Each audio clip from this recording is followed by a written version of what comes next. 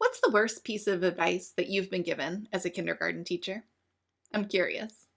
Hi, I'm Amy Murray from Teaching Exceptional Kinders, where we focus on easy to prep, highly effective tools to use with your kindergarten students, from classroom management to writing and everything in between.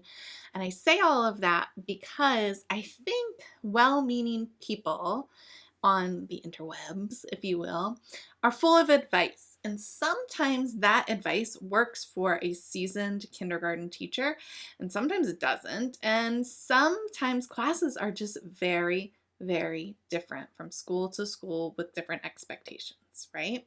So please tell me the worst advice you've received as a kindergarten teacher down in the comments. And mine today, this may be just more of a gripe, but I'm going to share it with you anyway, is on the internet when I see in Facebook groups and teachers are saying, what do you do with the kid who won't stop talking? What do you do with kids who won't stop interrupting, or whatever other behavior issues, sometimes major behaviors, right? And what behavior system do you use because I need something for my students? And well-meaning people come and say, just build relationships and set expectations. If it were that easy, everyone would do it, right? Like, if it were easy as just like building relationships, like, we're not just like building with blocks here, people. There have to be some concrete ways to do that. Okay. And I'm here to tell you that if you've heard that build a relationship line from your administrator, been there, or from colleagues, whether they be your personal colleagues or other kindergarten teachers across the world, you're not alone, and you're not wrong to feel a bit frustrated by that advice. Okay, that is why our kindergarten behavior blueprint even exists, because I was told towards the beginning of my career, when I had these big challenging behavior kids, oh, just build relationships. How? What do you do? Oh, they need more structure. Great. How do I provide that? What can I do to get there? And it's not as easy as sitting down and talking with students. Now, listen, some years it is, and that is such a blessing. In those years, you can breathe, and it doesn't take extra hours of worry and finding just the right materials to use to motivate positive choices, right? Those years are a dream. But not every year is like that. And so you have to have some kind of toolkit to pull from to start building those relationships, because these people aren't wrong. Relationships matter, and classroom management doesn't work without relationships. I once had our pastor preach a whole sermon, and I'm not here to preach to you, but it was all about people don't take correction from people they don't have a relationship with. And that's true. If you think about yourself, are you open to feedback from perfect strangers or people who you don't care for or about? Or are you more open to feedback and criticism from the people who love and care about you, right? So it's true, relationships matter. And in order for classroom management and behavior management to be effective, you have to have relationships, but you can't just like pull them out of thin air. And sometimes it's way more challenging than others to build those relationships. So I get so annoyed when I hear principals saying that to a teacher who is in tears at the end of the day because the kid wrecked her classroom for the third straight day, and she doesn't know what else to do, and she sends him off to the office for a break, and he comes back with a bag of Cheetos. And well, yeah, you're building a relationship with him because you got him out of the situation he didn't want to be in, and he gets to eat a snack with you. I can't do that. I've got 25 other kids in this classroom, right? So saying that is not always helpful, and sometimes way more frustrating. So I'm here to tell you there are ways to build relationships. There are classroom management tools that you can use to set expectations and stay consistent so that it works, but it doesn't work overnight. It does take some work and effort. And there are always going to be outlier kids who just need more support than you can give them in your classroom, and it's not because you failed at that relationship.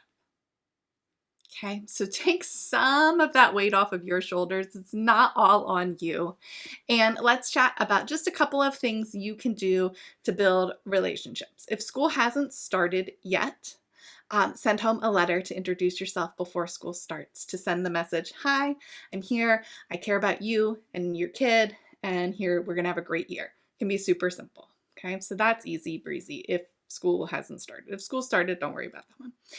If school has started, try our Glow and Grow notes. These are absolutely free to sign up for. We do have paid versions that are editable so you can make them work better for your classroom, but the set is free. Just sign up with your email and you can grab it. And then start to find kids who are doing good things and send home a Glow note when they're doing something positive. Even your challenging students need to see their name on a Glow note. That's important because in order to build positive relationships, you need them to know you care. And so you need them to know you're watching for them to be good, not just trying to get them in trouble. Because what happens sometimes with our kids with behaviors, negative behaviors that impact their learning, is they fall into this rut of just constant behavior, and you're always redirecting and fixing behavior and never praising, right? Because it's hard to find something to praise them for, right? But if you have your Glow notes and you just print out a stack and so they're ready to pass out, it takes 30 seconds at the end of the day to fill one out. Really super simple, but that's an easy way to start building a positive rapport with both the student and their grown-ups at home.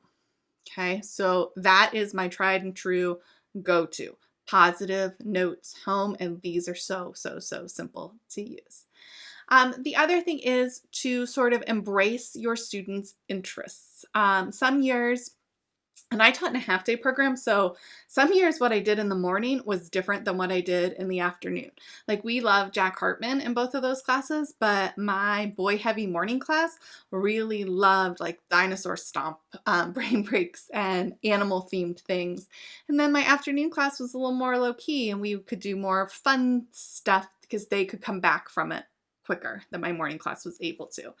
Also, I had kids in my morning class who were super into like Avengers and that sort of thing. And so we talked about those. I would look it up and learn a little bit about it if I could. And then my afternoon class were into something different.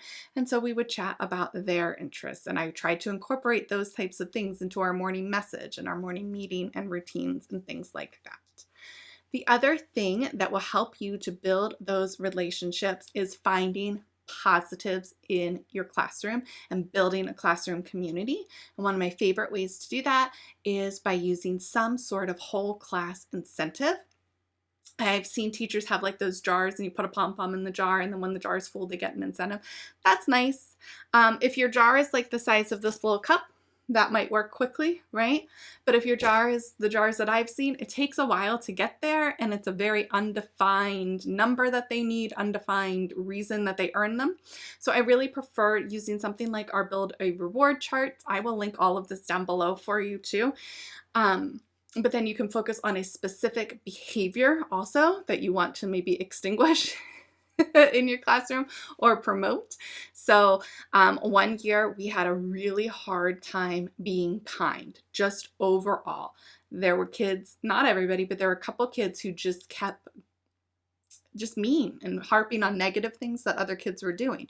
So we started to focus on using kind words. And then every time somebody would use a kind word, we would add a donut, in this case, whatever chart you choose to use, to the chart. And once the chart was full, then we got our reward.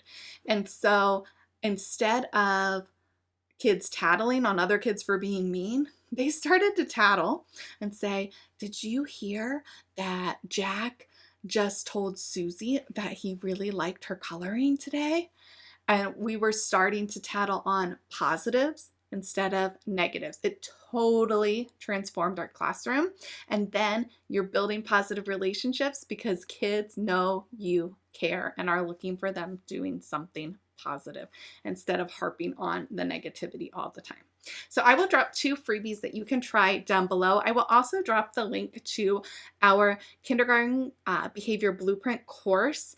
It includes our entire Ultimate Teacher Toolkit with every type of classroom management tool you can imagine. Our complete line of builder reward charts, individual behavior charts, as well as calming corner pieces, classroom visuals that you can use to set and reinforce your expectations very easily.